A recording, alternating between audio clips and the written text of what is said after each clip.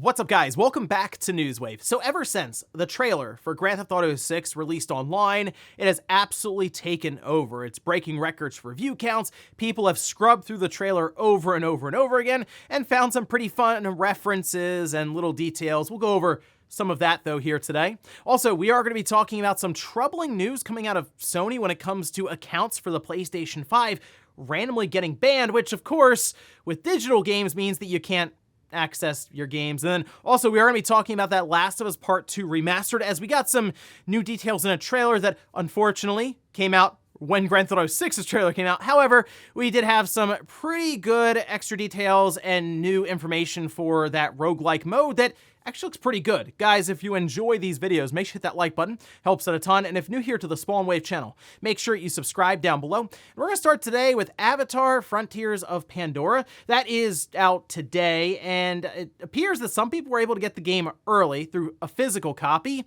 and after putting it into their PlayStation, they were actually told they had to wait until release date. This was posted up over on Reddit, saying that their physical copy for Avatar: Frontiers of Pandora had arrived early. However, after putting the game in the system, it came up with a title card for the game, and it says December 7th, although the game is out, out today. So it appears that you need the day one update even just to use the game, which is interesting. Now, they did go through and change the date for their system, put it like a few days into the future. That still didn't work, so I guess there is like an online check-in of some kind for the disc. It's an odd thing. However, we have seen this at times with other games. Think of Call of Duty. That was like a 70 megabyte file on the disc. You downloaded the rest, and it was a way for them to essentially still sell you a license to the game without giving you potential early access if it leaks early. And I do wonder if this could be a trend going forward to kind of control those couple of physical copies that get out there early and can just put out a bunch of spoilers or just leaks in general that publishers tend to try to avoid. Also, the Game Awards are tomorrow, and there's a lot of speculation, of course, going into it, whether it's around Sega or Microsoft. However, it does appear that at least one studio under Microsoft could have something big to announce there, and this comes way of Nate the Hate, his podcast, and he put out that Arkane is preparing to announce a brand new game. Now, we know Arkane recently released Redfall this year. Didn't go over very well, and it kind of makes sense they might want to move on and show off what their next project is, but we can all see this posted up, citing Nate's podcast from Idle Sloth, mentioning that Arkane Studios will announce their next game at the Game Awards. Nate didn't mention exactly what it was. However, we have some guesses with things like Dishonored 3, Deathloop 2, or Prey 2. I feel like Deathloop 2, it feels a little too soon.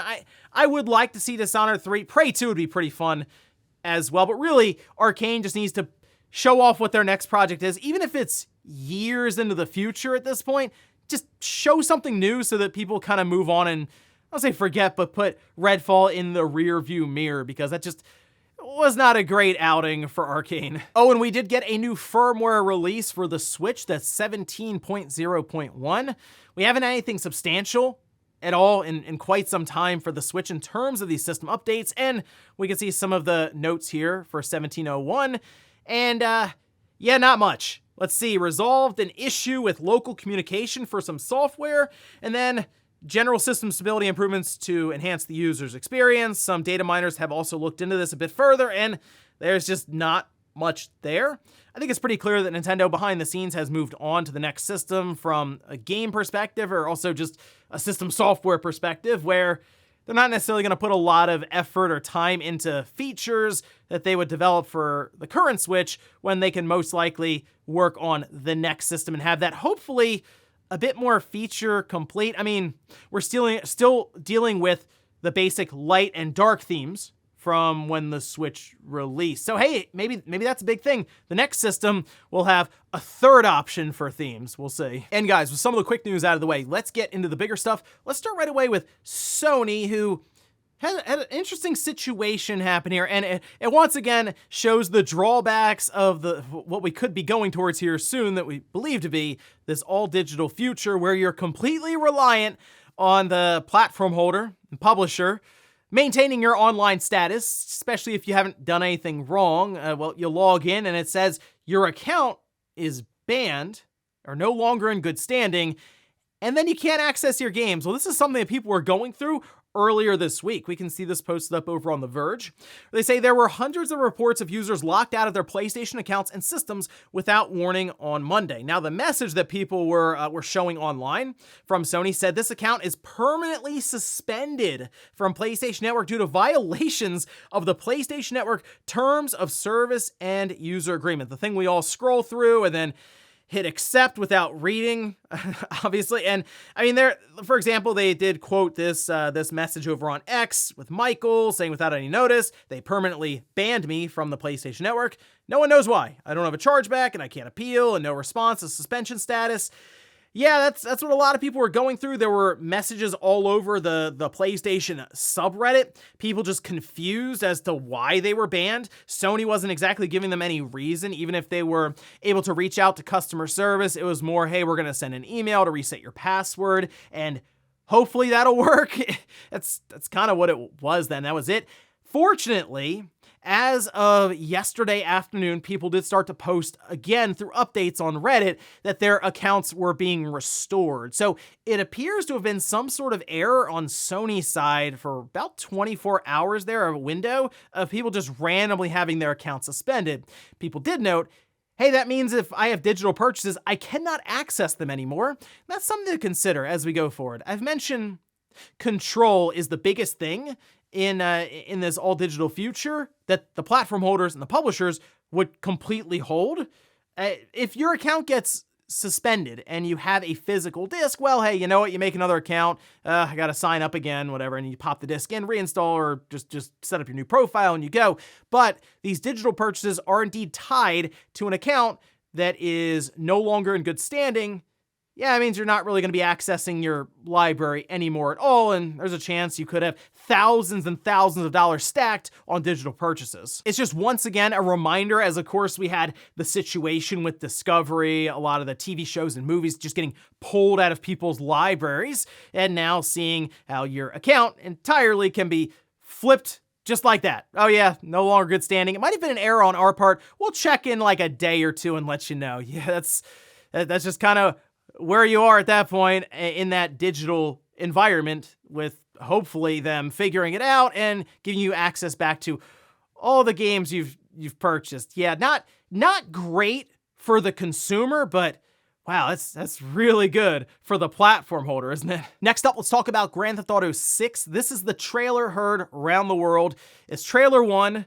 And we're going to have plenty more of these, I'm sure, going forward. It's an exciting time. It's going to be about a 2-year buildup, but I mean, it's hard to deny the impact this first trailer has had, because if you look at the view count now, it's actually eclipsed Grand Theft Auto 5's first trailer already. It took about 24 hours or so, and it's climbed to roughly 100 million views. Absolutely ridiculous. It actually ended up beating out, I believe, Mr. Beast, who had the fastest viewed non-music video that was on YouTube. It was like 80-something million views or so in a day, and it eclipsed that. So yeah, seems like Rockstar might be onto something with this Grand Theft Auto franchise, but people did, of course, go through the trailer because many of us have just watched it many times. Like, I've watched it several times now because there are a lot of quick cuts and details strewn all about this trailer.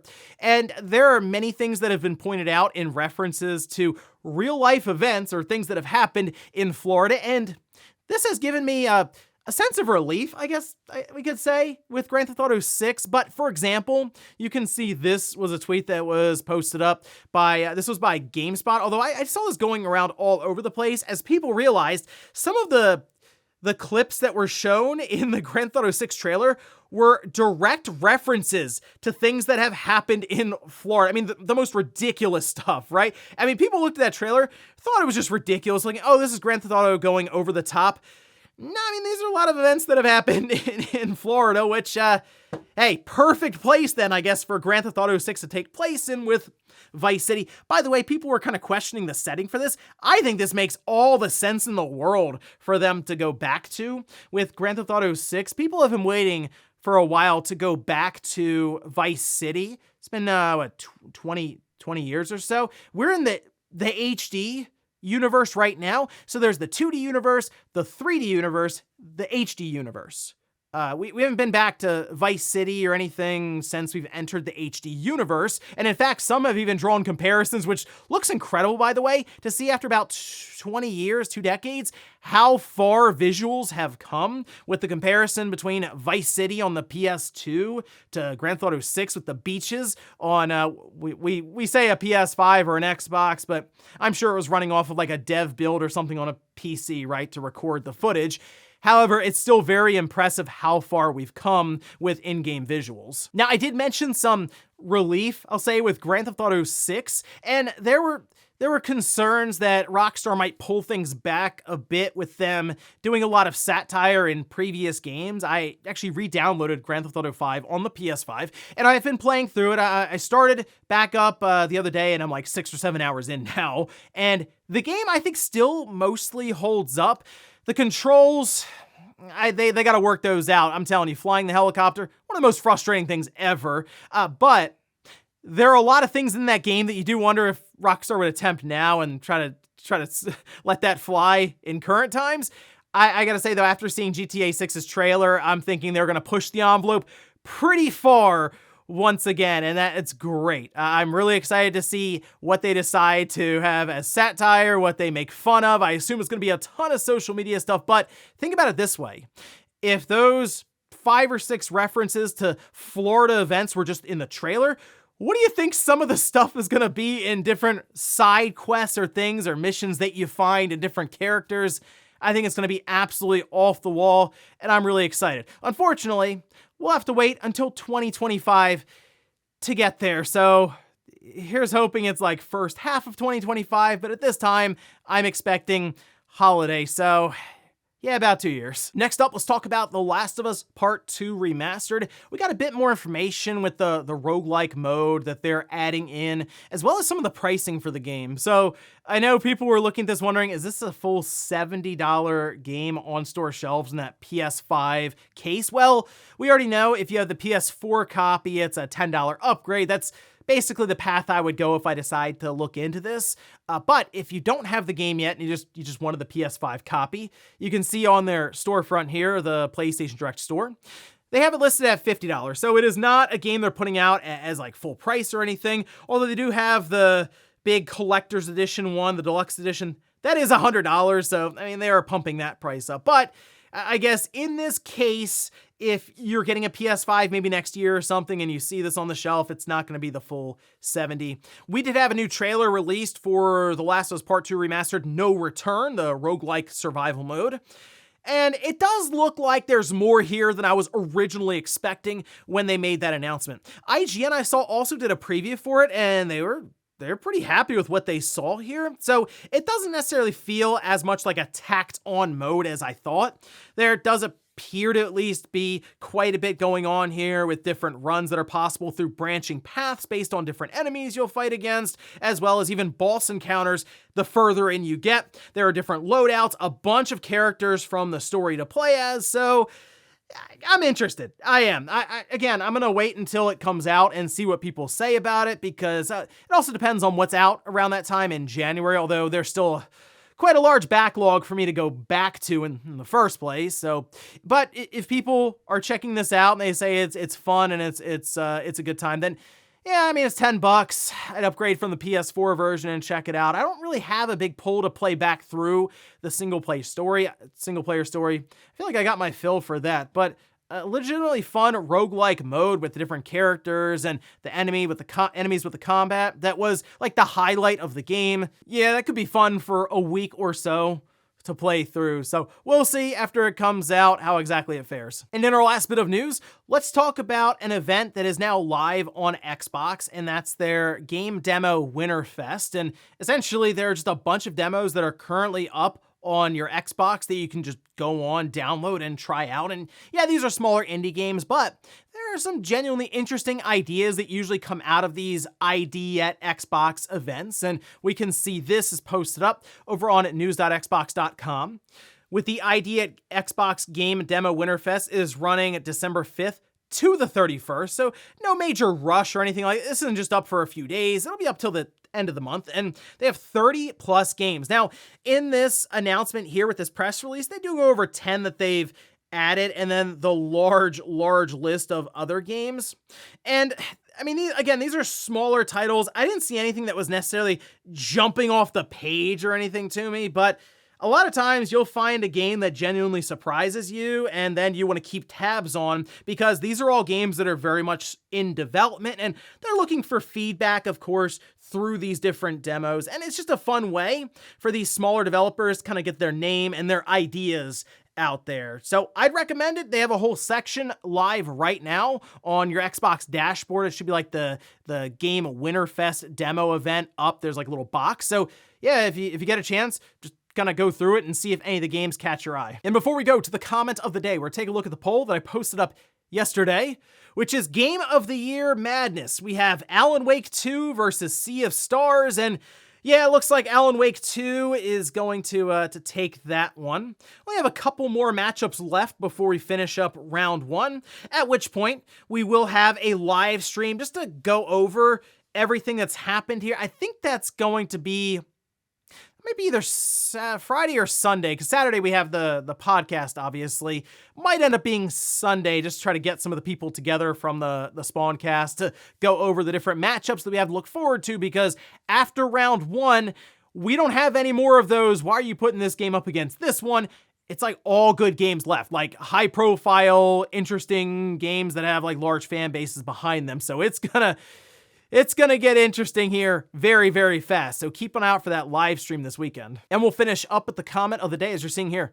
This is from Shinobi, who says, NFT tokens for license files is the first thing that came to my mind when I learned about the tech. You could even sell or give your digital media legally. But let's face it, that would be a consumer-friendly approach that these corporations gain nothing from. You're correct on that last bit there, where they really don't gain a lot from allowing you to sell your digital copy of whatever popular game is out there now. Let's say a Mario, a Zelda, a Last of Us, a Halo, what have you. They don't really gain a lot from you taking your digital copy and selling it to someone else. They just want you to go to them. That's the idea here. That's what everything is working towards right now, is complete control by the platform holders, by the publishers. And if you're just running around selling these digital copies away from them, I really don't know why they would want to create that scenario.